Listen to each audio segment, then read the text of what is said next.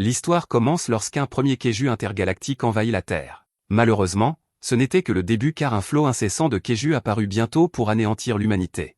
Pour contrer cette menace de fin du monde, l'humanité rassembla son meilleur personnel et sa meilleure technologie de chaque nation et établit la force de défense anti-Kaiju appelée Herd. Cette force rencontra un certain succès, mais les dégâts étaient encore lourds, et la guerre s'éternisait sans fin en vue. Jusqu'à ce qu'un jeune sauveur émerge. Notre protagoniste s'appelle Tetsuo, et il regarde d'autres enfants jouer. Il est très timide, et il s'enfuit quand il lui demande s'il veut se joindre à eux. Un jour, Tetsuo tombe par hasard sur un robot qui proteste contre la violence envers les robots. Il veut que ses droits en tant que robot soient reconnus, et il refuse de s'auto-détruire. Le chercheur principal arrive, et les autres lui disent qu'ils ne peuvent pas entrer dans le laboratoire. Son nom est Kojika, et le robot dit que ce type est le principal problème. Kojika veut qu'il se précipite sur le Kaiju et qu'il s'auto-détruise. Kojika ne le nie pas, et il rappelle au robot qu'il n'est qu'un prototype. Ils l'utiliseront comme une bombe autonome pour se débarrasser des Kaiju. Il n'y aura pas de victimes humaines, alors il appelle cela une grande innovation. S'ils peuvent produire en masse plus de ces robots, cela changera la donne dans leur combat contre les Kaiju. Le robot dit qu'il veut juste vivre, et Tetsuo est clairement inquiet. Juste à ce moment, les alarmes de la ville se font entendre alors que les Kaiju attaquent. Les chercheurs courent pour sauver leur vie, mais Tetsuo reste pour parler avec le robot. Kojika est également resté parce qu'il veut tester un robot qu'il appelle Snowman. Malheureusement, on l'informe que son fils est monté à bord de Snowman et en a pris le contrôle manuel. De retour avec Tetsuo, nous voyons qu'il est à l'intérieur du robot et qu'il lit le manuel d'instruction. Snowman perd la raison car il ne comprend pas ce qui se passe. Il dit à Tetsuo qu'il ne devrait pas être ici parce que c'est trop dangereux.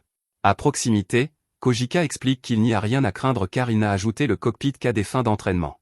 Snowman est impossible à contrôler, et Tetsuo devrait être un génie pour le piloter. Malheureusement pour eux, Tetsuo est un génie, et il prend le contrôle du robot. Snowman le supplie d'arrêter car il y a un risque qu'il explose. Tetsuo lui dit avec confiance de ne pas s'inquiéter car il fera en sorte qu'il n'ait pas à perdre la vie. Les chercheurs sont alors stupéfaits lorsque Tetsuo emmène Snowman dans les airs. Kojika ne comprend pas ce qui se passe, et il réalise seulement maintenant que Tetsuo est un génie. Des heures plus tard, un reportage dit que quelque chose d'incroyable vient de se produire. Un robot encore en développement a abattu un Kaiju à lui seul. Ce qui rend cela encore plus incroyable, c'est que le pilote du robot n'a que 9 ans. Kojika révèle au monde que c'était son fils, et que le robot qu'il a utilisé peut aussi exploser. Les gens sur les réseaux sociaux les appellent des sauveurs, et ils veulent tous savoir si le duo continuera à participer à la bataille. Kojika change complètement sa position antérieure car il ne veut pas gâcher cette opportunité. Il dit, bien sûr qu'ils continueront à se battre, et il déclare que Snowman n'est pas une sorte de bombe jetable. Pendant ce temps, Tetsuo fait une crise de panique absolue parce que tout le monde le regarde. Au fil du temps, Tetsuo continue de se faire un nom. Ses actes héroïques sont devenus plus courants, et nous voyons qu'il a grandi.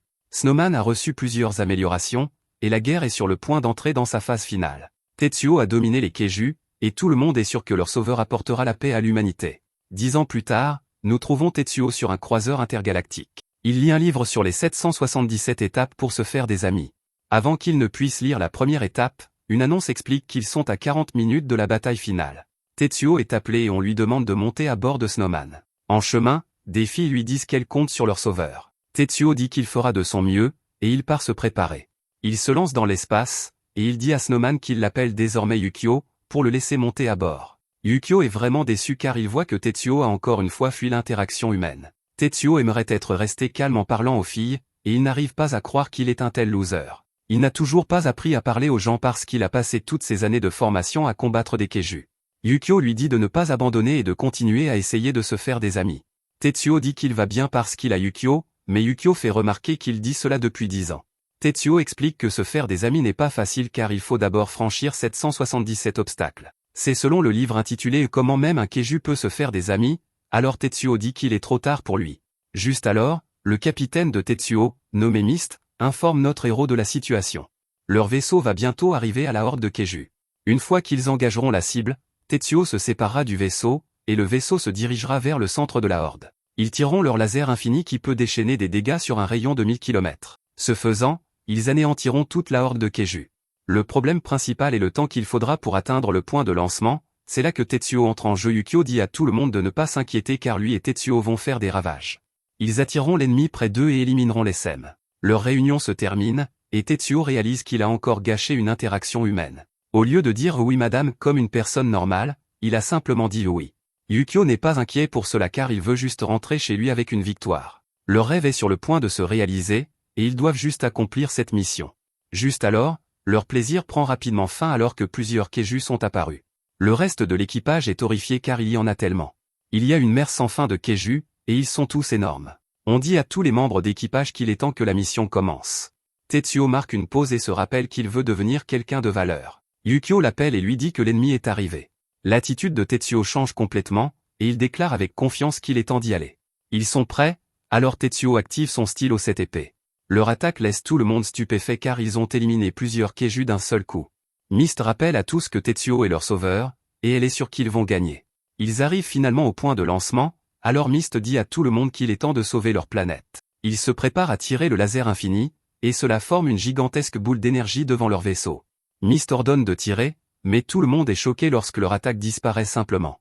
Malheureusement, on annonce à Mist que leur système laser vient de planter, et que le laser infini ne peut pas être tiré. Mist ne comprend même pas ce que cela signifie car cela n'est jamais arrivé auparavant. Elle se calme et déclare qu'ils doivent passer au plan B. Ils résisteront à l'attaque des Kaiju et rappelleront Tetsuo et Yukio. Malheureusement, cela n'arrive pas car le vaisseau commence à s'arrêter. Tout le système d'attaque et les générateurs de boucliers ne répondent plus. Les choses prennent une tournure très sombre car les défenses du vaisseau ont été complètement anéanties. Mist ne peut que regarder avec terreur alors que les Kaiju s'écrasent sur le vaisseau. L'équipage est traîné dans l'espace, et Mist crie alors que sa vie prend fin. Tout cela se passe en un éclair, et Tetsuo est stupéfait alors que le vaisseau explose. Yukio n'en croit pas ses yeux non plus, et il se demande si cela signifie que l'humanité a perdu. Tetsuo dit à Yukio de se calmer pour qu'il puisse retourner au vaisseau. S'il reste ne serait-ce qu'une personne en vie, ils doivent la sauver. Yukio est toujours inquiet, mais Tetsuo déclare que la mission n'est pas encore terminée. Ils continueront à se battre, et ils vaincront le reste des Kaiju ensemble. Des heures plus tard, nous voyons que Tetsuo est complètement épuisé, et ils ont éliminé plusieurs Kaiju. Malheureusement, ils sont bien trop nombreux, et un nombre incalculable d'entre eux reste encore. Yukio a subi de graves dégâts, et il a même perdu un bras maintenant. Yukio commence à perdre espoir car il réalise qu'il n'y a tout simplement aucun moyen pour eux de gagner. Tetsuo n'a d'autre choix que d'être d'accord avec lui, et il dit qu'ils ont donné le meilleur d'eux-mêmes. La seule chose qu'ils peuvent faire est de réduire le nombre de Kaiju à un nombre gérable pour les forces survivantes sur Terre. Ils y parviendront en activant le mécanisme d'autodestruction de Yukio. Tetsuo déteste cela car il avait promis que Yukio n'aurait jamais à le faire. Cependant, ils n'ont pas d'autre choix. Ils sont tous les deux d'accord, alors Tetsuo dit qu'il est temps pour eux de sauver la Terre ensemble. Alors que les Kaiju attaquent le corps de Yukio, il prend la situation à la légère. Il plaisante avec Tetsuo en lui faisant remarquer qu'au final, il n'a jamais réussi à se faire un seul ami. Tetsuo ne veut pas être moqué en ce moment car il cherche la commande d'autodestruction. De plus, il se moque de finir sa vie sans un ami humain car il a encore Yukio.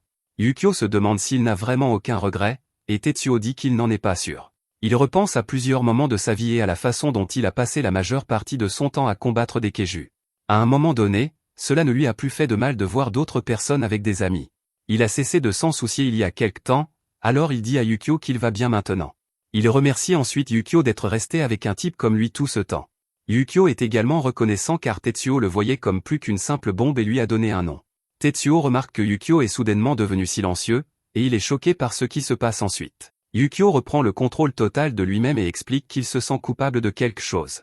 Tetsuo essaie désespérément de reprendre le contrôle car il sait ce que Yukio s'apprête à faire. Yukio explique que son crime était de voler Tetsuo en le forçant à passer les 10 dernières années à ne pas vivre une vie normale. Yukio se blâme d'avoir forcé Tetsuo à combattre les Kaiju avec lui et rien d'autre. Tetsuo dit désespérément qu'il est heureux avec Yukio, et qu'il ne choisirait d'être avec personne d'autre. Il supplie Yukio de lui rendre les commandes, mais il est trop tard. Yukio a activé la capsule d'évacuation d'urgence pour Tetsuo, et un compte à rebours commence. Yukio déclare qu'il ne pourrait jamais laisser Tetsuo mourir parce que Tetsuo était celui qui lui a donné la vie. Le compte à rebours se termine, et Tetsuo est lancé en sécurité dans la capsule d'évacuation. Il crie vers Yukio, sachant qu'il n'y a rien qu'il puisse faire. Yukio révèle que son véritable rêve est que Tetsuo retourne sur Terre et vive enfin une vie heureuse. Il dit qu'il veut qu'il se fasse beaucoup d'amis, et Tetsuo se met à pleurer. Il dit à Yukio de ne pas s'inquiéter, et il promet de se faire au moins 100 amis. Yukio dit qu'il est soulagé, et ses mots s'avèrent être ces derniers. Son autodestruction s'active, et elle anéantit la horde de Kaiju. Un moment plus tard, la capsule désactive le sommeil cryogénique alors que Tetsuo est arrivé à destination. Son emplacement actuel est la région de Tokyo au Japon. L'écran que Tetsuo regarde révèle qu'il a été en sommeil cryogénique pendant 8 ans. Tetsuo est horrifié d'apprendre cela car cela signifie que cela fait 10 ans qu'il a quitté la Terre. Il est techniquement un adulte même s'il n'a pas vieilli, et il se demande s'il pourra se faire des amis comme ça. Tetsuo élabore un plan, qui est de s'enfermer dans sa pièce en isolement total. Ainsi, il pourra passer du temps à recueillir des informations sur le nouveau monde avant de sortir pour se faire des amis.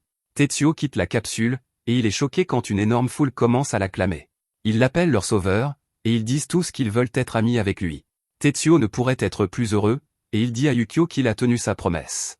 Cela s'avère n'être qu'une rêverie de Tetsuo, et il espère que cela se passera ainsi. Malheureusement, Tetsuo est stupéfait quand il voit à quoi ressemble vraiment le monde. Il est complètement gelé alors que ce devrait être l'été en ce moment. La scène est absolument horrible alors que nous voyons que la planète entière est maintenant recouverte de glace. Tetsuo est complètement stupéfait de voir que le monde est en ruine. Yukio a donné sa vie, mais le monde a quand même fini par être gelé. Tetsuo trouve un peu d'espoir en se demandant si seule cette ville a été touchée.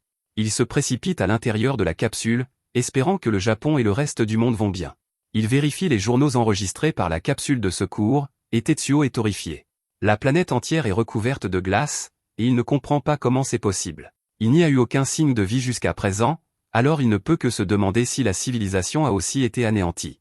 Tetsuo se souvient qu'il a fait une promesse à Yukio de se faire des amis, mais cela sera impossible s'il n'y a pas de gens. Après 22 heures à être déprimé, Tetsuo commence à avoir faim. Il devrait y avoir des rations quelque part sur cette capsule, alors Tetsuo part à leur recherche. Juste à ce moment, Tetsuo entend la voix de Yukio, mais ce n'est qu'un enregistrement. Cela vient des derniers instants de Yukio lorsqu'il a révélé quel était son vrai rêve. Dans ces derniers instants, Yukio voulait que Tetsuo retourne sur Terre et vive une vie normale et heureuse. Mais surtout, il voulait que Tetsuo se fasse énormément d'amis. Tetsuo retrouve sa motivation pour avancer, alors il mange quelques rations et sort. Il prévoit de tenir sa promesse, donc son objectif est de se faire des amis quoi qu'il arrive. Tetsuo dit que la clé pour y parvenir se trouve dans le livre qu'il a lu des centaines de fois. C'est le livre appelé Comment même un Keiju peut se faire des amis, et il est écrit par le professeur Loni Aoki. La première étape sur 777 est de quitter la maison et de rencontrer des gens. Tetsuo est prêt à faire exactement cela, alors il quitte la capsule. La capsule servira de base, et il cherchera des survivants. Il y a de la neige partout et aucun signe de vie. Juste à ce moment, Tetsuo est stupéfait lorsqu'il rencontre un homme étrange. Il trébuche sur le gars pour découvrir qu'il n'est pas du tout vivant. Alors qu'il repose l'homme, Tetsuo pense à quel point les choses sont terrifiantes. Ce type est mort gelé, et c'était si grave qu'il s'est brisé trop facilement. Tetsuo remarque que le gars avait un véhicule, et il est ravi de voir qu'il fonctionne toujours. Il l'utilise pour se déplacer, et il remarque qu'il peut aussi contrôler une pelle avec un levier. C'est une excavatrice, et Tetsuo détermine que c'est un véhicule parfait pour explorer un monde couvert de neige. Il tombe alors sur un trou géant dans le sol et réalise à quel point c'est effrayant. Tetsuo dit que son objectif devrait être de trouver un endroit où les humains vivent peut-être encore, et il réalise que le meilleur endroit serait sous terre. Il va vérifier le trou car il est sûr qu'il y aura des tonnes de gens là-dessous. La première étape sera de leur crier dessus pour qu'ils puissent le laisser entrer. Malheureusement pour Tetsuo, son antisocialité handicapante ne lui permet pas de faire cela. Il n'y a aucun moyen qu'il puisse crier vers un groupe de personnes inconnues. Alors qu'il pense à ses échecs, une bête géante apparaît derrière lui. Tetsuo court pour sauver sa vie, et il ne peut pas croire qu'il y a encore des Keiju dans les parages.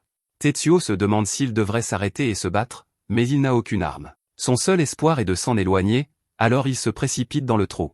Au fond, Tetsuo est choqué de voir la terre qu'il a autrefois connue. C'est sa maison, mais elle est complètement gelée.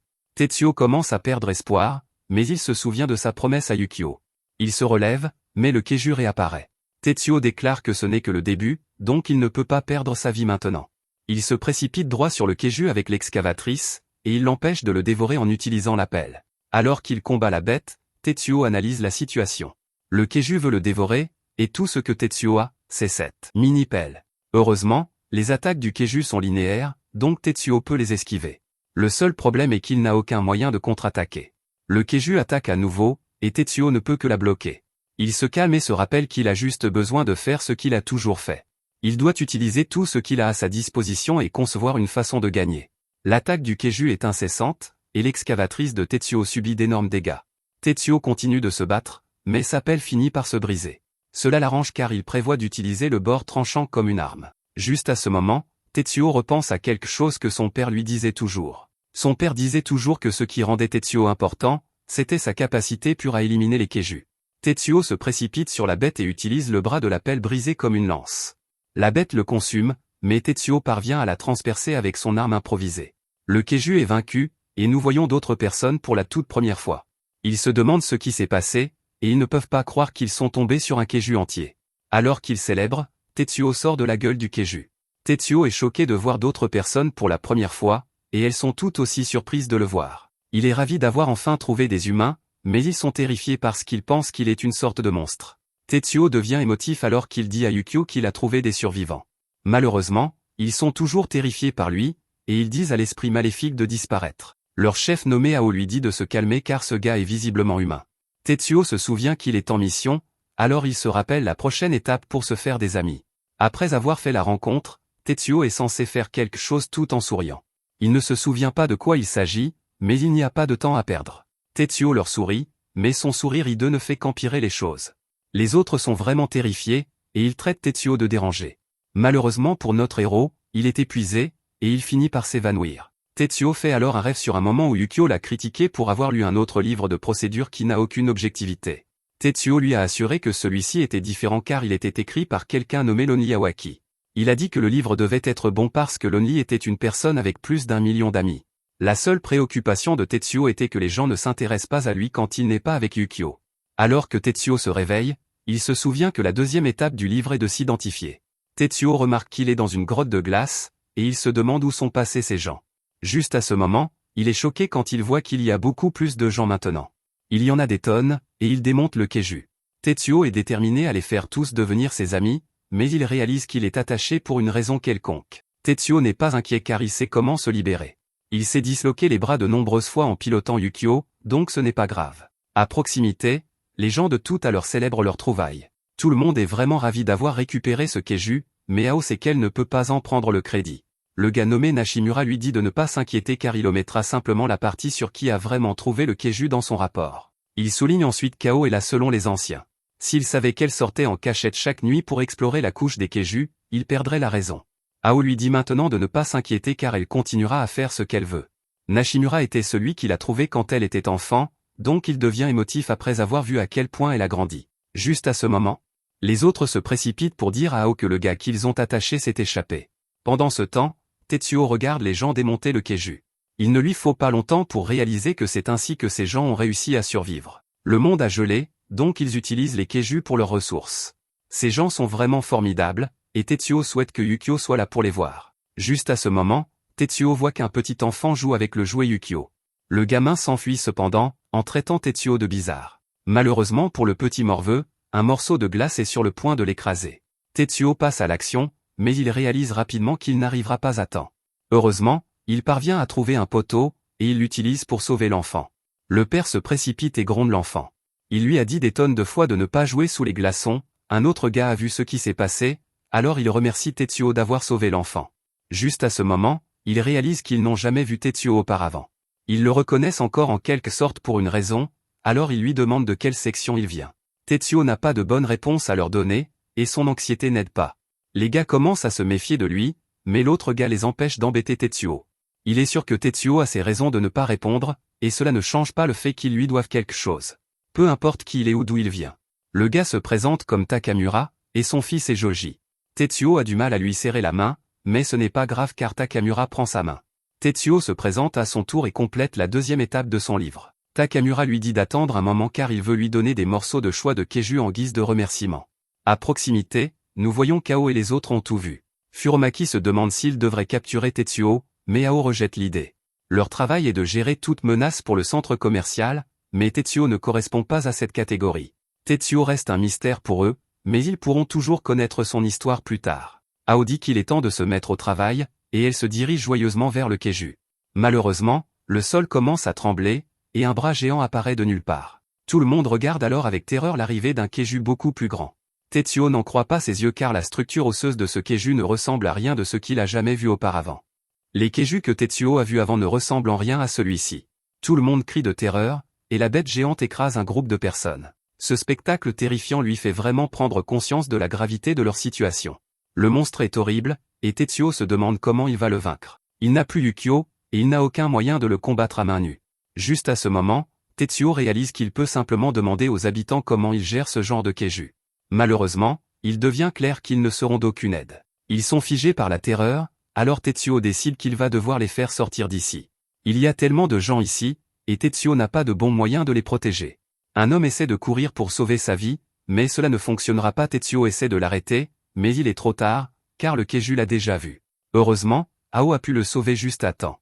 L'homme la remercie abondamment, mais elle se frappe étonnamment contre le sol parce qu'elle est furieuse. Le Keiju vient de manger quelqu'un, et elle ne supporte pas l'idée que quelqu'un perde la vie sous sa surveillance. Furumachi lui dit de garder ses ruminations pour plus tard car ils ont du travail à faire. Ils ont tout préparé, alors Ao active les machines à fumer d'urgence. La zone est rapidement couverte de fumée, alors Ao dit à tout le monde de courir. Les habitants commencent à se précipiter vers la sécurité en se rappelant mutuellement de se souvenir de leurs exercices. Tetsuo regarde, émerveillé, car il n'a fallu qu'un mot pour que tout le monde court vers la surface. Tetsuo est soulagé car tout le monde ira bien, mais il remarque que le Keiju se prépare à faire quelque chose. La bête a commencé à reculer, et Tetsuo sent que les choses vont vraiment mal tourner. Cet instinct est dû à son expérience de sauveur qui a tué d'innombrables Keiju. Ce Keiju s'apprête à bondir, et d'autres vies vont s'éteindre à moins qu'il ne fasse quelque chose. Le temps presse, mais Tetsuo ne peut que se demander de quoi il est capable sans Yukio. Juste alors, Takimura dit à Tetsuo de se mettre en sécurité. Tout le monde s'inquiète pour lui, et il l'encourage à courir avec eux. Tetsuo se souvient de ce qu'il a ressenti alors qu'ils devenaient amis, et il réalise ce qu'il doit faire. Au lieu de s'enfuir, Tetsuo n'hésite pas à courir dans la direction opposée. Il court devant le Keiju, espérant détourner son attention de tous les autres. Takimura le supplie d'arrêter, mais Tetsuo a déjà atteint son but. L'attention du Keiju est entièrement sur lui, et Ao ne comprend pas pourquoi Tetsuo risquerait sa vie. Le Keiju le domine facilement, et Tetsuo se fait balloter à chaque attaque. Takimura est tellement inquiet pour lui qu'il doit être retenu. Ao refuse d'abandonner Tetsuo, alors elle se précipite pour le rejoindre. C'est une situation complètement désespérée, cependant, car Tetsuo ne peut plus bouger. Ao se retrouve face à face avec la bête, et nous voyons qu'elle tient Tetsuo dans sa main. Tetsuo a subi trop de dégâts, et sa vie touche à sa fin. Juste à ce moment, le dispositif sur le visage de Tetsuo commence à briller. Nos héros sont alors choqués alors que le plafond commence à se fissurer et que quelque chose s'écrase à travers. L'énorme morceau de métal frappe le Keiju, et Tetsuo n'en croit pas ses yeux. Quelques minutes plus tôt, nous voyons ce qui s'est passé. 42 heures se sont écoulées depuis que la capsule de sauvetage a atterri, et le système a finalement démarré après avoir installé une énorme quantité de données. La capsule de sauvetage a immédiatement trouvé Tetsuo et s'est précipitée vers lui. En s'approchant, Tetsuo pouvait entendre Yukio l'appeler. Il s'avère que c'est l'assurance que Yukio avait laissée derrière lui, et c'est l'assurance qu'il n'avait jamais pensé utiliser. Tetsuo regarde maintenant, choqué, tandis que la capsule de sauvetage commence à se transformer. C'est Yukio, et il dit qu'il est temps pour eux deux de contre-attaquer.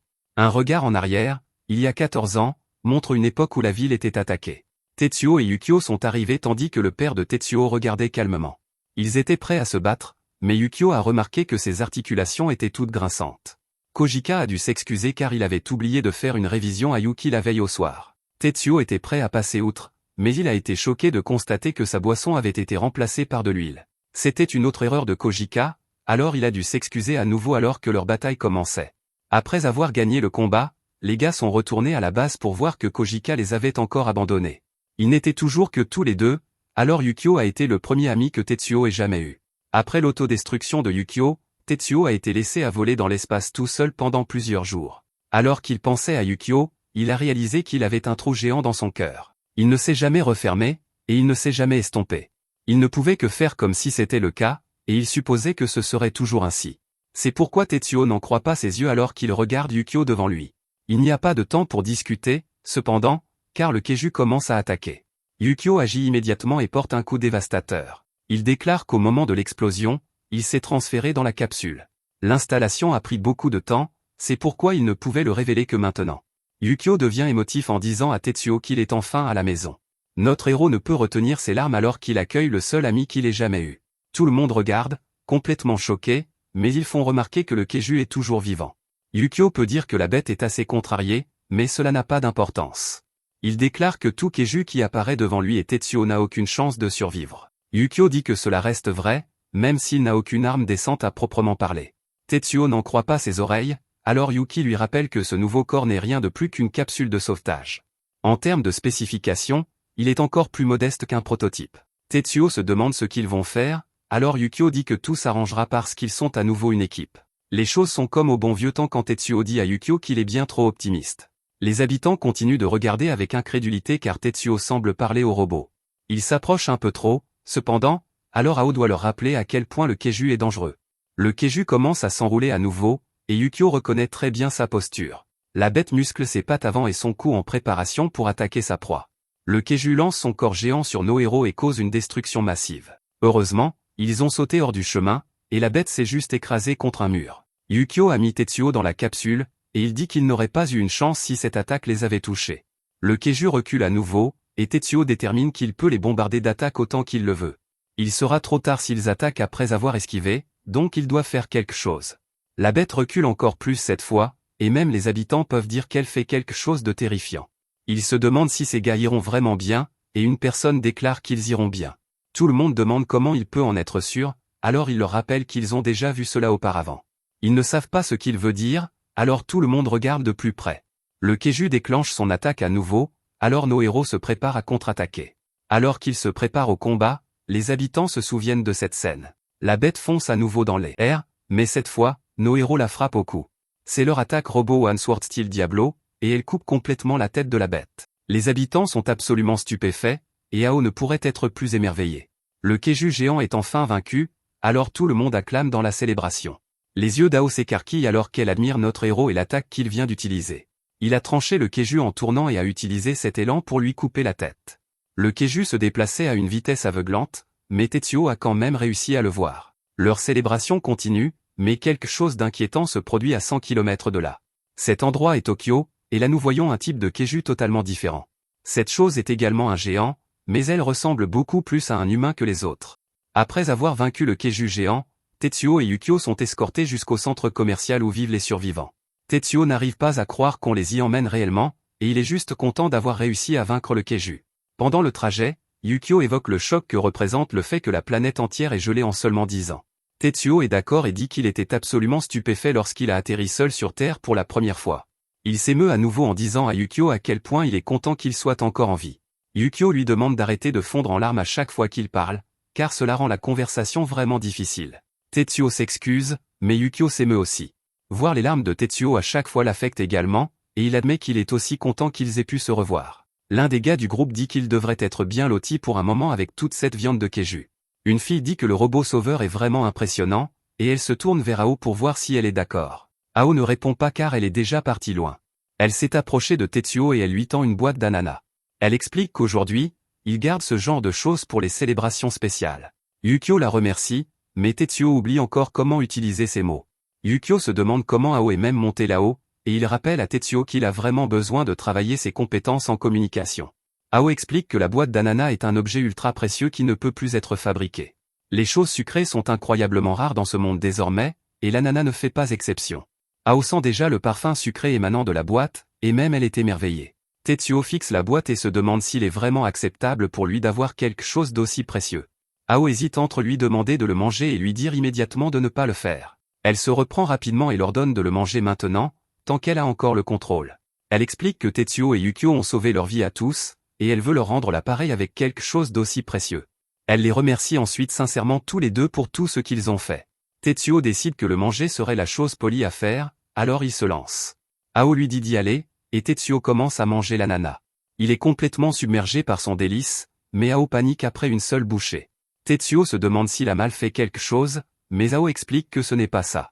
C'est juste douloureux pour elle de voir la quantité absolue d'ananas dans ce monde diminuer. Après avoir fini la boîte, Tetsuo remercie Ao pour le repas. Ao lui dit qu'elle n'est pas seulement venue ici pour lui donner l'ananas. Elle voulait aussi se présenter et lui offrir des informations. Elle se présente formellement comme Ao Nagi et remercie à nouveau Tetsuo de les avoir sauvés. Tetsuo se présente nerveusement en retour et dit qu'il est ravi de la rencontrer. Intérieurement, Tetsuo est ravi car il s'est à nouveau identifié. Dans le cadre de sa présentation, Ao dit que son plat préféré est la gelée de haricots rouges coûteuse. Yukio n'arrive pas à croire qu'elle ait perdu la tête pour l'ananas, alors que ce n'était même pas son aliment préféré. Ao lui dit qu'il y a autre chose qu'elle veut partager avec lui, et elle dit qu'elle aimerait lui raconter ce qui s'est passé il y a 10 ans. Tetsuo hésite un instant, mais il lui dit qu'il aimerait beaucoup entendre cela.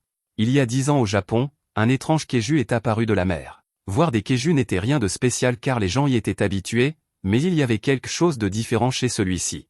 Celui-ci était complètement différent de tout ce que quiconque avait jamais vu, et 3 choses le rendaient vraiment anormal. D'une part, il avait clairement pris une forme humanoïde. Deuxièmement, il n'était pas apparu de l'espace comme les autres, mais de la mer. En plus de cela, il était accompagné d'une étrange sphère flottante blanche. Les soldats ne savaient pas ce que c'était, mais ils décidèrent de simplement l'éliminer. Alors qu'ils se préparaient au combat, les soldats se plaignaient de la chaleur qu'il faisait à l'intérieur de leur mécha. Cela changea rapidement, cependant, car la température à l'intérieur des robots commença à chuter rapidement. L'eau commença à geler, et les sphères se multiplièrent avant que le Keju ne les envoie. En peu de temps, ces sphères blanches apparurent partout sur le globe. Elles continuèrent leur assaut et se multiplièrent en se répandant dans le monde entier. Chaque fois qu'elles entraient en contact avec quelque chose, les sphères gelaient tout dans la zone. Un vent féroce de degré zéro absolu s'engouffra et éteignit d'innombrables vies humaines avec facilité. Depuis ce jour, la planète ne s'est plus jamais réchauffée, et tout a commencé il y a seulement 10 ans. Tetsuo et Yukio sont horrifiés d'entendre cela, et ils se demandent comment tout cela a pu arriver juste après leur départ. Ils n'arrivent pas à croire que tout cela ait été fait par un seul Keju, et ils se demandent à quel point il est puissant. Ils veulent savoir où était la force de défense anti-Keju, et Ao confirme qu'elle sait qui ils sont. Yukio dit qu'ils sont tous des professionnels en matière de combats anti-Keju, alors ils n'ont pas pu rester les bras croisés à ne rien faire. Ao explique que c'était tout simplement trop soudain, compte tenu des dégâts catastrophiques soutenus lors du premier gel. Ceux qui ont survécu ont fait de leur mieux pour protéger les gens, mais il n'a pas fallu longtemps avant que d'autres Keju ne recommencent à pleuvoir de l'espace. Ao ne pense pas qu'ils aient été complètement anéantis, cependant, car toutes sortes de rumeurs circulent. L'une d'elles est qu'il y a un centre commercial spécifiquement pour les survivants du jour E, mais il y a apparemment une lutte de pouvoir qui s'y déroule. Tetsuo et Yukio disent que certains d'entre eux doivent encore être en vie, et Ao leur dit qu'elle espère qu'ils pourront revoir les autres. Un peu plus tard, Ao dit qu'ils sont presque arrivés, et elle dit au gars de se préparer. Furamaki dit à Tetsuo de ne pas décevoir Ao par sa réaction, et Tetsuo est simplement ravi d'entendre quelqu'un l'appeler par son nom. Il tourne un coin, et Ao annonce qu'ils sont arrivés au centre commercial Mishima. Tetsuo est émerveillé quand il le voit car il est construit à l'intérieur même d'une fissure dans la glace. Furamaki dit que c'était probablement un collège avant, et il espère que ce n'est pas une déception. Tetsuo dit que non, absolument pas, car il y a tellement de gens ici. Juste à ce moment, tout le monde à l'intérieur du centre commercial remarque qu'Ao est revenu. Les gens commencent à se demander si cela signifie que le sauveur est revenu aussi le jour où a fait un retour triomphal. La foule grossit, et tout le monde est excité de voir Tetsuo et Yukio. Il leur souhaite la bienvenue et les félicite d'être revenus. Tetsuo n'en croit pas ses yeux car il y a tellement de gens qui les célèbrent. Ils veulent que Tetsuo prenne la pause, et ils l'appellent Herculéan alors qu'il s'exécute. Ao prend ensuite un moment pour expliquer comment la vie fonctionne dans le centre commercial. Environ 200 personnes vivent ensemble, et chacun a un rôle spécifique. En un mot, il y a des gens qui sortent pour rassembler des ressources culturelles, et puis il y a des gens qui restent à l'intérieur et gèrent l'infrastructure qui permet au centre commercial de fonctionner. Il y a un département des matériaux, un département de la vie quotidienne, une équipe de démantèlement, un département d'excavation, un département d'entrepôt et un département technologique. Tetsuo est profondément impressionné, et il pense que tout le monde ici est tout simplement incroyable. Il demande à Ao duquel elle est la chef, et elle répond que c'est du département de la comptabilité. Tetsuo est pris au dépourvu par cette réponse car elle se battait tout à l'heure. Furamaki devine qu'il se demande probablement pourquoi Ao était dans l'antre du Keju en premier lieu. Il explique qu'Ao n'est vraiment pas censé quitter le centre commercial du tout, mais qu'elle s'échappe à chaque fois. Ao voit que certaines personnes les attendent avec colère, alors elle dit qu'il est temps qu'ils aillent se faire gronder à nouveau. Avant de partir, elle dit à Tetsuo que Takamura a proposé de s'occuper de lui. Takamura dit qu'il veut montrer à Tetsuo un endroit très spécial, et il l'emmène à une source chaude. Tetsuo est sans voix et n'en croit pas ses yeux. Il a passé 10 ans dans l'espace, et tout ce qu'il a rencontré depuis son retour sur Terre a été glacial. Takamura sourit et lui dit qu'il a fait en sorte que Tetsuo puisse en profiter seul. Il ajoute rapidement que lui et son fils se joindront également à lui. Alors que l'eau chaude le détend, Tetsuo remarque quelque chose d'étrange. Il se demande pourquoi le centre commercial est chaud en premier lieu, car quand il est descendu de Yukio, le centre commercial était le seul endroit où il n'y avait aucune neige autour. Takamura remarque que Tetsuo est plongé dans ses pensées, et il lui dit de se concentrer sur l'eau pour l'instant. Takamura révèle alors qu'un Keju est enterré sous ce centre commercial. Tetsuo est choqué d'entendre cela, mais Takamura lui assure que c'est complètement sûr. Il lui dit d'écouter attentivement car il va lui raconter l'histoire du dompteur de Keju qui les a tous sauvés. 11 mois après le grand gel, les survivants étaient dans un état désespéré. Ils se déplaçaient d'un endroit à l'autre à la recherche d'un abri, mais les Keju avaient tout envahi. À ce stade, ils avaient complètement manqué de nourriture et mouraient de faim. Un jour, quelqu'un trouva la carcasse d'un Keju, et ils étaient si désespérés que tout le monde en mangea. Cela finit par coûter la moitié de leur vie, car la plupart des corps rejetèrent complètement la chair d'une créature extraterrestre. Les chanceux dont les corps ne rejetèrent pas la chair survécurent. Ceux qui choisirent de ne pas en manger moururent bientôt de froid.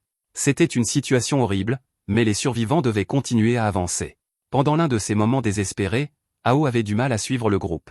Elle n'avait presque plus d'énergie, et elle devait être portée. L'un des hommes suggéra qu'il la laisse simplement derrière parce qu'elle les ralentissait. L'enseignant d'Ao refusa d'entendre cela et demanda comment on pouvait dire une chose pareille. L'homme fit remarquer qu'Ao était malade depuis qu'elle avait mangé la chair du keju, et que ce n'était qu'une question de temps avant qu'elle ne crache du sang et ne meure comme les autres. Juste à ce moment, un keju apparut, et tout le monde se mit à courir. Certains se figèrent de peur, mais seulement parce qu'un autre keju se trouvait derrière eux. Après s'être éloignés, ils remarquèrent que les deux kejus se faisaient face. L'enseignant d'Ao réalisa alors que, dans la confusion, il l'avait accidentellement laissée derrière. Takamura était déterminé à retourner la chercher, mais tout le monde l'en empêcha. Ils dirent que c'était inutile car elle était déjà comme morte. Takamura s'emporta et dit qu'il était mal d'abandonner la vie d'un enfant, quelles que soient les circonstances. Il déclara qu'en tant qu'être humain, ce n'était pas acceptable d'abandonner quelqu'un. Le groupe lui rappela qu'il n'y avait plus de sauveur, mais Takamura refusa d'abandonner. Pendant ce temps, Ao était complètement seule et au bord de la mort. Elle ne pouvait plus bouger, et pour une raison inconnue, ses cheveux étaient devenus blancs.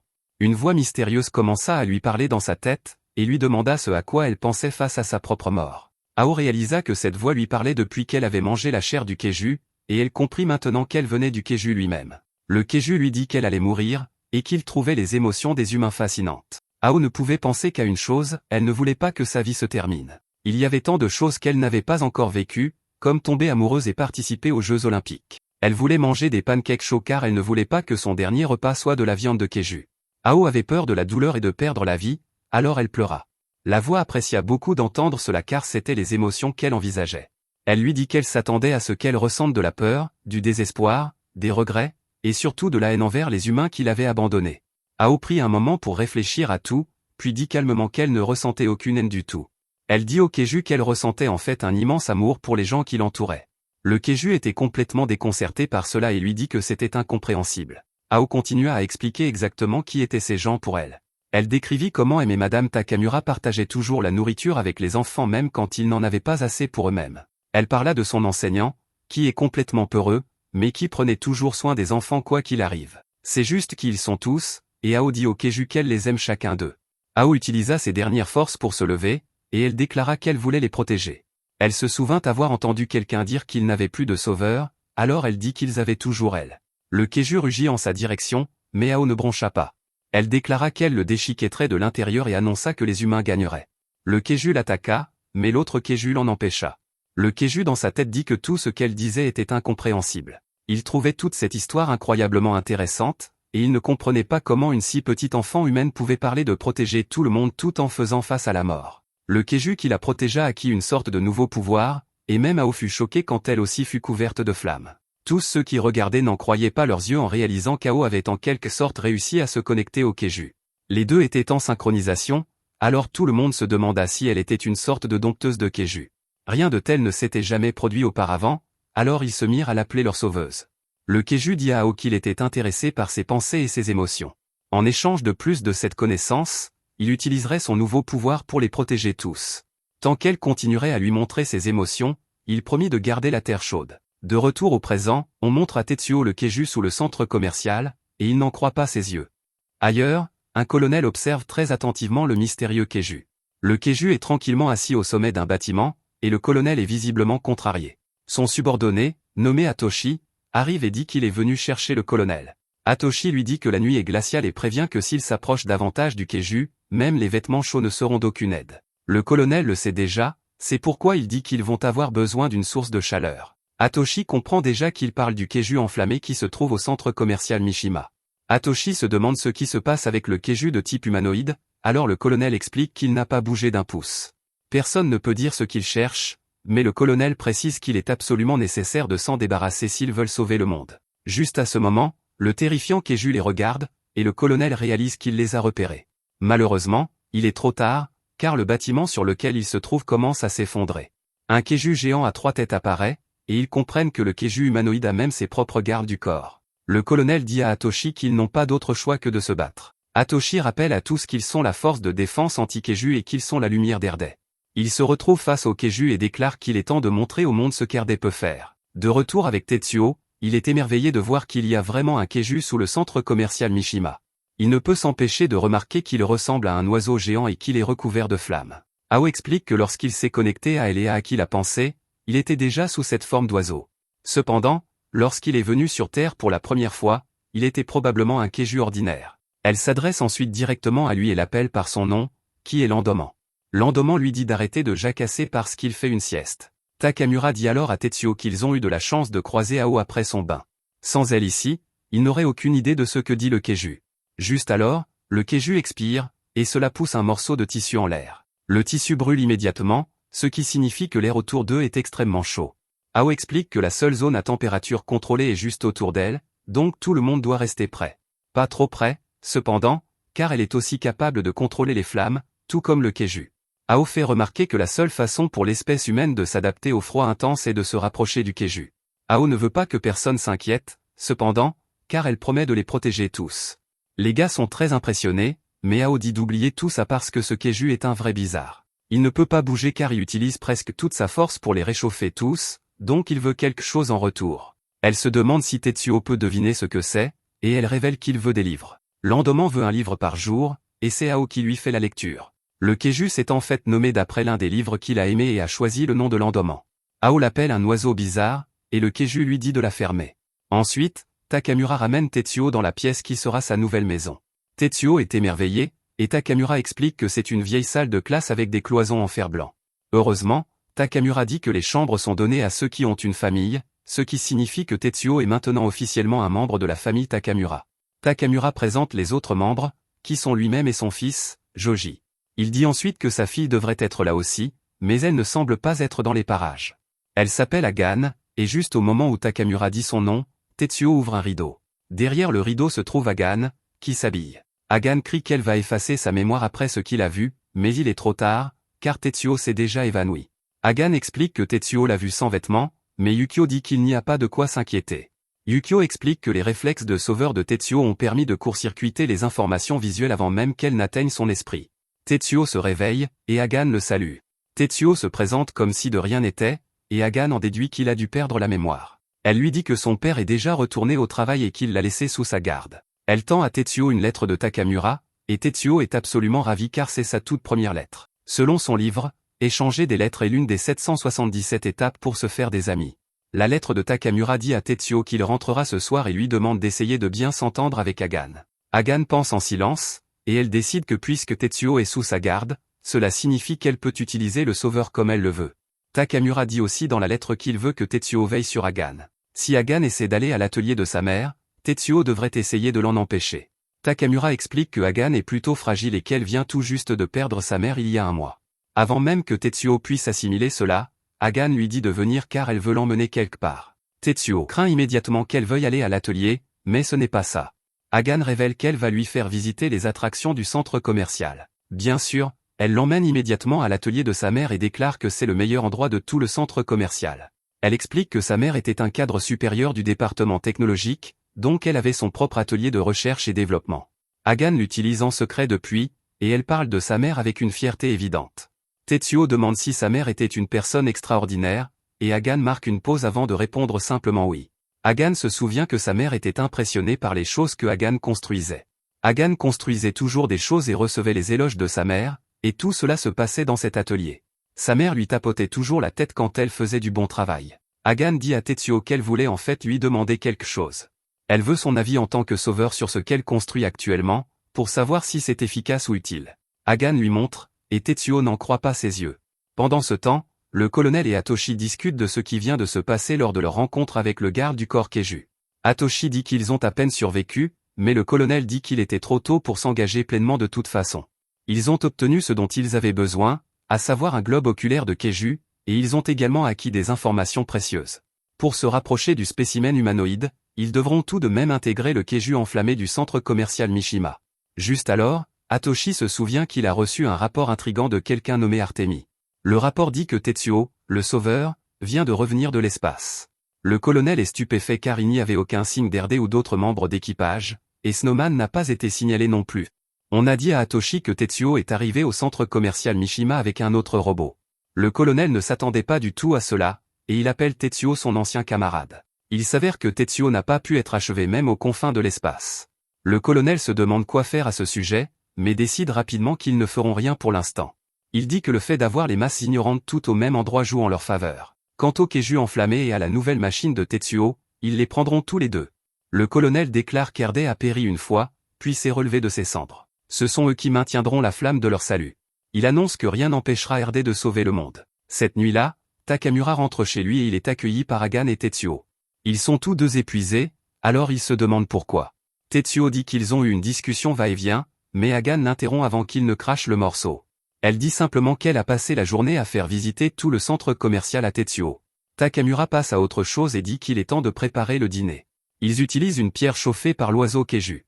Avant de manger, Takamura explique que cela pourrait être trop risqué, donc Tetsuo ne devrait pas manger de viande de Keiju. Tout le monde apprécie le délicieux repas, et ils ont une conversation agréable. Ils vont ensuite se coucher, mais Tetsuo n'arrive pas à s'endormir. Il s'avère que manger en compagnie et dormir par terre ensemble sont deux autres étapes de son livre. Il vient d'en franchir deux de plus, et il remercie le professeur solitaire Aoki. Il pense ensuite à quel point toute la journée a été amusante. Il se souviendra toujours de ce jour, et il espère que Yukio aussi. Pendant qu'ils dorment, Hagan fait un terrible cauchemar alors qu'elle se souvient comment sa mère a été consumée par un Keiju. À proximité, nous voyons qu'Artemi est en fait un Keiju. Il se régale de quelque chose de savoureux et dit qu'il veut dévorer des humains.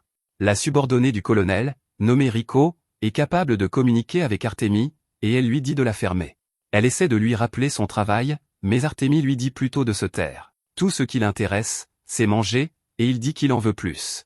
Riko est furieuse parce qu'Artemi ignore son ordre et ne quitte pas Mishima.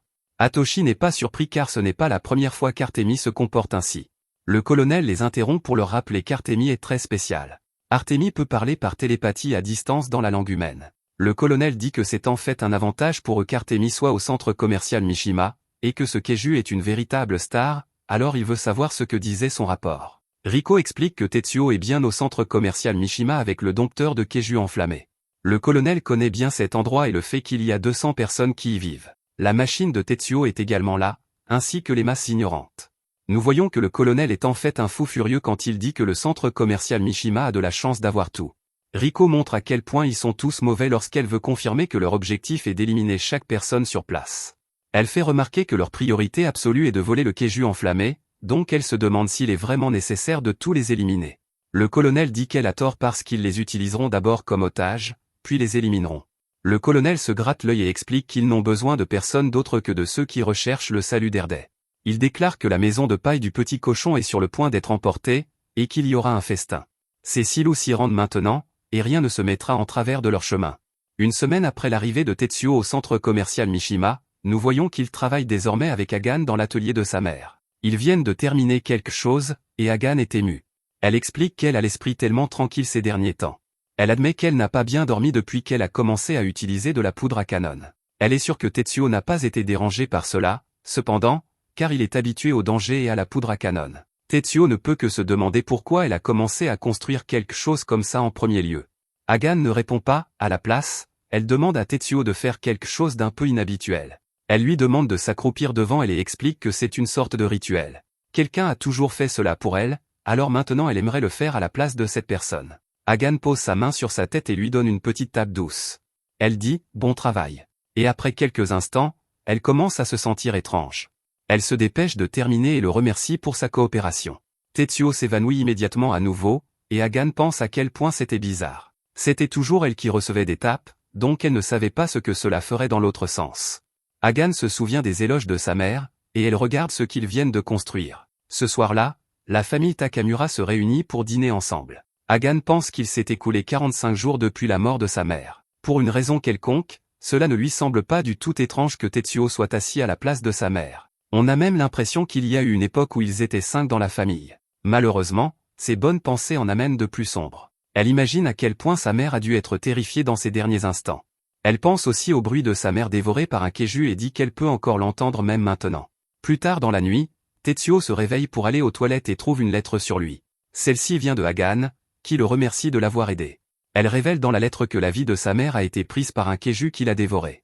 Tetsuo est choqué d'apprendre cela, et nous voyons que Hagan est sortie toute seule. Il fait glacial, et elle a le sentiment de faire quelque chose d'incroyablement stupide. Elle est toute seule parce qu'elle est sûre que quiconque à qui elle en parlerait essaierait de l'en empêcher. Elle a le sentiment que quelque chose de terrible va lui arriver à cause de sa malchance, et un Keiju géant apparaît. Ce Keiju est Artemi, et il sent une odeur familière. Artemi était celui qui a dévoré la mère de Hagan, et il était sur le point de la dévorer aussi. La seule raison pour laquelle il n'a pas pu dévorer Hagan, c'est que le Keju enflammé est arrivé pour l'arrêter. Il n'a pas pu la dévorer ce jour-là, mais il ne laissera pas cela se reproduire. Pendant ce temps, Hagan pense à la façon dont la vie de sa mère a été terminée par ce Keju. C'est pourquoi elle revient sur tout ce qu'elle a dit à propos de sa malchance. Elle décide que la chance est de son côté car elle peut maintenant se venger du Keju qui a tué sa maman. Hagan dit à sa mère de regarder, et Artemis l'attaque. À sa grande surprise, Hagan esquive son attaque, et il se demande si elle est vraiment humaine. Il s'avère que Hagan a activé les bottes qu'elle venait de finir de construire. Elle les appelle les bottes de l'outre anti-Keju Erde. C'est une spécialité de l'atelier Takamura, et elle prévoit de les utiliser contre le Keju. Elle explique qu'elle a travaillé avec Tetsuo pour modifier l'équipement de combat rapproché de jour pour une utilisation sur la neige. Le terrifiant Keju se dirige vers elle, mais Hagan se rappelle qu'elle peut se battre maintenant. Un retour en arrière montre que Tetsuo était inquiet car les bottes étaient conçues pour une évacuation d'urgence. Si l'ennemi est sérieux, elle ne pourra pas l'esquiver aussi facilement. Hagan s'en moque car son vrai plan était de toute façon d'attaquer. Elle sort l'arme géante qu'elle a créée, mais Artemis n'est pas impressionné. Il traite Hagan d'idiote, et dit qu'elle ne pourrait jamais mettre fin à sa vie avec une arme pareille. Il continue sa charge, et il est content de pouvoir enfin manger un peu plus de viande. Un autre retour en arrière montre Tetsuo apprenant à Hagan à propos des Keju. Il a expliqué qu'il résiste à la chaleur et qu'il récupère rapidement. Même si Hagan parvenait à en blesser un en frappant son appareil dans sa bouche, cela ne serait pas mortel. Hagan a surpris Tetsuo en disant que cela lui convenait. Le Keju n'aurait pas à mourir car ce n'était pas son but. De retour au présent, Hagan tire avec son arme, et elle pense à sa mère. Elle lui dit de regarder une fois de plus car si cela fonctionne, elle aimerait être à nouveau félicitée. L'arme de Hagan explose dans la bouche du Keju, et il ressent une douleur intense. Sa bouche et sa gorge sont maintenant couvertes de lame, et la douleur est atroce. Hagan explique que le projectile explose par étapes en se propulsant vers l'avant. En même temps, une tonne de pointes barbelées sont libérées, s'enfonçant profondément dans la bouche et la gorge du Keju. Désormais, même la moindre vibration des cordes vocales du Keju déclenchera une douleur intense.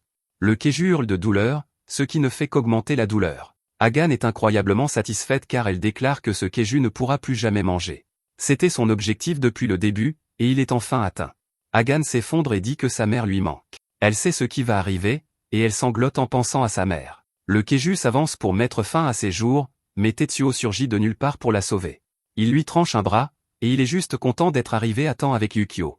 Yukio dit au Keju de dégager de sa vue sinon ils finiront le travail. Artemis ne perd pas de temps et s'enfuit pour sauver sa vie. Tetsuo se précipite vers Hagan, mais il trébuche et tombe sur elle. Les deux commencent à paniquer, mais Tetsuo se ressaisit rapidement. Il dit à Hagan qu'elle a fait du bon travail, et elle se met à sangloter de façon incontrôlable. Juste alors, Yukio remarque que du brouillard s'approche, et il réalise quelque chose de terrible. Il dit à Tetsuo de rentrer d'urgence. Il n'est pas sûr de ce que c'est, mais il a un très mauvais pressentiment. À 5 km de là, nous voyons que le colonel s'approche rapidement. Il sait qu'Artemis a été vaincu, mais il dit que ce ne sera pas un problème. Il annonce qu'ils sont en bonne position, et nous voyons qu'ils ont plusieurs monstres avec eux. Un de ses subordonnés dit au Keju nommé Haro de tirer, et celui-ci lance quelque chose. Au centre commercial, nous voyons que tout le monde profite joyeusement de sa vie. Ao a encore échappé à la punition, et Furumaki ne peut que se demander comment elle fait. Malheureusement, nous voyons que Yukio a été frappé par une attaque, et il explose.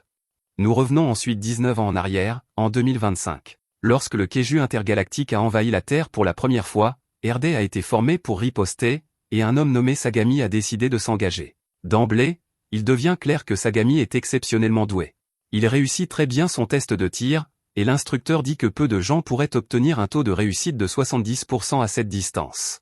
Ses compagnons soldats sont incomplets, toutes ses capacités, et l'un d'eux dit qu'avoir un gars comme lui dans les parages donne une mauvaise image à tous les autres. Grâce à ses dons naturels et à sa diligence implacable, Sagami n'a pas tardé à devenir une force avec laquelle il fallait compter au sein des rangs d'Erde. Il s'est distingué au combat, et son ascension au sein de l'organisation s'est poursuivie à un rythme constant. Une nuit, Sagami a dit aux autres soldats qu'ils devaient achever un Keju dans cette zone. Quoi qu'il arrive, ils ne peuvent pas le laisser entrer dans la ville car ce serait un cauchemar. Le Keju part dans un délire absolu, et plusieurs soldats courent pour sauver leur vie. Sagami reste en arrière, et il abat le Keju d'un seul coup avec un énorme canon. Les survivants l'acclament et appellent Sagami leur sauveur. Ils scandent « Sauveur » encore, et Sagami boit tout cela. Sagami continue avec sa diligence inégalée, et il gagne de nombreuses batailles à lui seul. Il se démarque parmi tous les autres soldats, et son ascension dans la hiérarchie ne fait que continuer. Ses camarades ont même commencé à lui dire qu'il allait vraiment accomplir quelque chose que personne n'aurait jamais pu imaginer. Il disait qu'il serait le sauveur de l'humanité, et Sagami commençait à aimer beaucoup la façon dont cela sonnait. Puis un jour, la nouvelle est tombée à propos d'un garçon de 9 ans nommé Tetsuo qui pilotait un robot. Tetsuo était un parfait inconnu, mais il a vaincu un Keiju à lui seul. Les gens sur les réseaux sociaux ont commencé à appeler Tetsuo un sauveur, et il était clair que Sagami n'aimait pas ça. Plus tard, un soldat était furieux quand il a appris qu'Erde réduisait ses troupes en réponse à cela. Il ne comprenait pas comment on pouvait croire que Tetsuo pouvait sauver le monde entier tout seul. Sagami lui a dit que les hauts gradés avaient simplement décidé que les robots étaient supérieurs et que les résultats parlaient d'eux-mêmes. Il n'y pouvait rien, alors il ne devait se concentrer que sur ce qu'il pouvait contrôler. N'ayant pas d'autre choix, Sagami est allé chercher des réponses sur les robots. Il a testé le simulateur pour voir à quel point les robots étaient vraiment efficaces dans les combats de Keiju, et il n'a pas été impressionné. Il a rapporté que ce n'était pas aussi réactif qu'il l'espérait, et il a remis en question l'efficacité réelle des robots.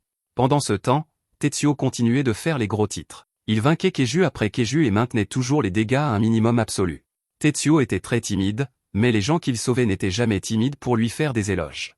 Les gens l'appelaient leur véritable sauveur, et le monde l'adorait. Le Sagami habituellement sans émotion n'aimait pas ça du tout, et il a qualifié Tetsuo d'épine dans son pied. Il n'avait d'autre choix que de regarder l'ascension de Tetsuo avec une amertume grandissante. Un jour, une alarme a retenti alors que 3 Keiju intergalactiques ont été repérés en même temps. D'autres arrivaient, alors Sagami et les autres soldats sont partis au combat. Leur unité était complètement submergée, alors Sagami a dit à ses hommes de battre en retraite. Alors que tout le monde fuyait, Sagami a attaqué le Keiju comme un véritable monstre. Il l'a rempli de balles et a fait face à la bête sans peur. Le Keiju était prêt à mettre fin à ses jours, et Sagami a déclaré qu'il était le sauveur du monde. Il était prêt à ce que cela mette fin à sa vie, mais Tetsuo est arrivé de nulle part pour vaincre le Keiju. Bien sûr, Sagami était furieux, car il avait fini par détester Tetsuo, et il a même pointé son arme sur lui. Malheureusement pour lui, il n'avait plus de munitions, et il ne pouvait rien faire d'autre que regarder avec colère. À partir de ce jour, obtenir une promotion était la seule chose qui occupait l'esprit de Sagami, et il le fit à un rythme sans précédent. Une fois qu'il eut le grade et le pouvoir, il mit son plan à long terme en action. Il se présenta devant la direction d'Erde et déclara qu'il était imprudent et même insensé de placer tout le sort de l'humanité entre les mains de Tetsuo. Il fit valoir qu'il ne devait pas y avoir qu'un seul sauveur. Avec des enfants vraiment doués et lui-même comme instructeur capitaine, il pourrait surpasser complètement Tetsuo. Il promit que c'était une vraie façon de sauver le monde, et la foule l'acclama. En 2030, la vision de Sagami devint réalité. Afin de produire la prochaine génération de sauveurs pour suivre les traces de Tetsuo, une équipe composée d'enfants fut formée sous la bannière d'Erde.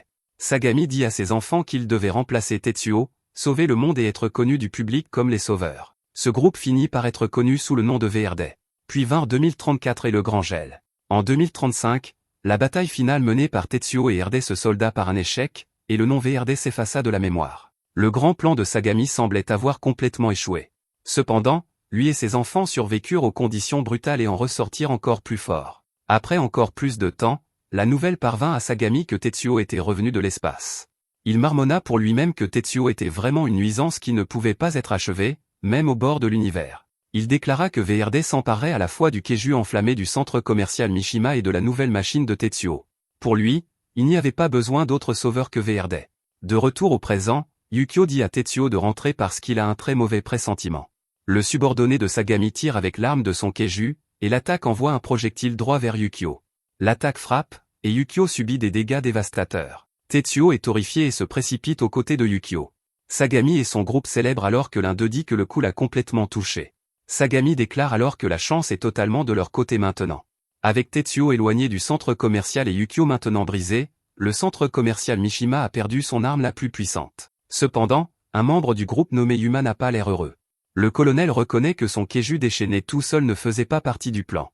Cependant, cela a réussi à attirer Tetsuo dehors, alors le colonel dit à Yuma, « Bien joué ». Yuma dit qu'elle ne peut pas se sentir bien à ce sujet parce qu'Artemis a perdu la vie dans le processus.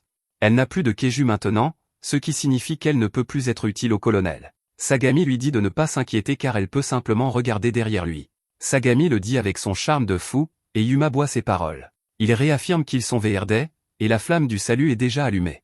Quant à Tetsuo, Sagami déclare qu'il mettra personnellement fin à ses jours. L'équipe acclame, et Sagami plaisante sur la façon dont Tetsuo est probablement en train de pleurer sur son robot brisé en ce moment. À la manière d'un fou, il imite aussi ce à quoi Tetsuo doit ressembler. Malheureusement pour lui, il a très tort. Tetsuo et Yukio sortent de nulle part et coupent le bois du Keiju-ren. Ils infligent d'énormes dégâts, et Sagami n'arrive pas à croire qu'ils aient déjà récupéré. Yukio est également surpris alors qu'il remarque les 3 personnes sur le Keiju. Il décide qu'il doit éviter de blesser les humains tout en mettant fin à la vie du Keiju. Il n'a qu'une seule épée, mais il utilise quand même son attaque du style à 6 épées. Le colonel réalise ce qui se passe et dit à Otoshi d'envoyer les autres membres de VRD vers leur propre Keiju. Tetsuo porte une attaque immense, mais il est choqué quand elle manque sa cible. L'un des Keiju a utilisé sa capacité, et toute l'équipe VRD a disparu en un instant. Tetsuo est sans voix parce que cela devrait être impossible. Il a dit le mot « impossible » plusieurs fois depuis son retour, mais la téléportation, c'est trop. Yukio est également stupéfait et tout aussi impressionné par cette téléportation. Sagami reconnaît une voix sortant de ce robot, et il réalise quelque chose. Il est maintenant clair pour lui que Yukio a changé de corps. Tetsuo commence à se demander ce qui est impossible quand il s'agit de Keiju et de pouvoirs surnaturels. Les flammes sur le Keiju Dao sont tout aussi impossibles, alors il se demande ce qui se passe. Sagami reconnaît que ce dont leurs Keiju sont capables a fait tourner la tête de Tetsuo. Il explique que certaines personnes croient que les humains n'utilisent que 10% ou moins du potentiel total de leur cerveau. Si quelqu'un pouvait libérer les 90% restants, il pourrait théoriquement accéder à ce qu'il appelle des pouvoirs hyperphysiques, comme la téléportation et la pyrokinésie. Cependant, Sagami déclare que tout cela n'est que des bêtises.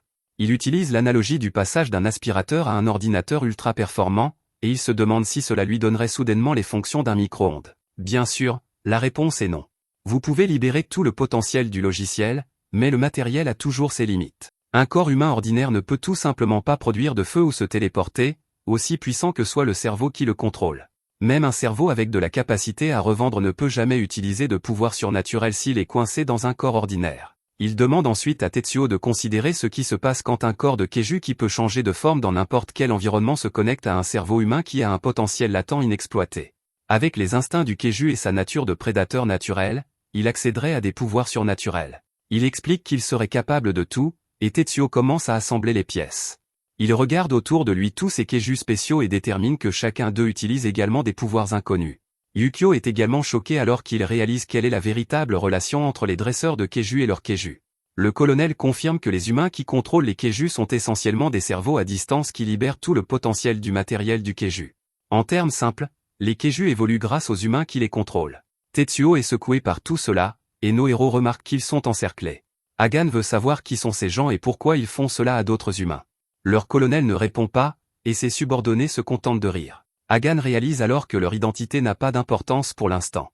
Ce qui compte, c'est que leurs vies sont en danger et que Yukio a déjà perdu la moitié de son corps. Ils font face à 5 Keiju et 5 humains qui sont tous des dresseurs de Keiju comme Ao.